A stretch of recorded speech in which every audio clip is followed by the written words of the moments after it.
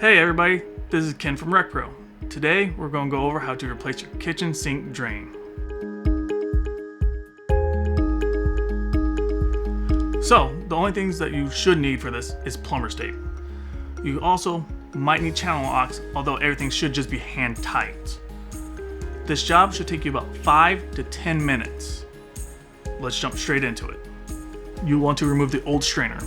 While this is not necessary, it usually makes it easier for yourself. Looking underneath our sink, we'll have to unscrew the drain from our pipes and unscrew our drain from our sink. This should be simple and they should just be twists. Once both of these are off, the whole drain should come straight up. Now, once you remove the drain from the sink, you need to make sure that you also remove the old rubber gasket, the old cardboard gasket, and the nut for the drain itself. At this point in time, you will want to replace those with the new ones, just to make sure they are the right thread and in the same order. And now we'll put on plumber's tape onto the new drain threads. Now we'll insert the new drain where the old drain was at, and we'll be using the old drain's top gasket since ours is still good. We'll go back underneath the sink and we'll tighten the new drain down to the sink itself.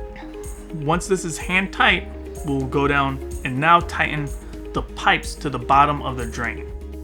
Now that everything is tightened at the bottom, all we have to do is put our new strainer on the top and your installation should be done. As you can see, this was a quick and easy install. It should only take you about 5 to 10 minutes to do it.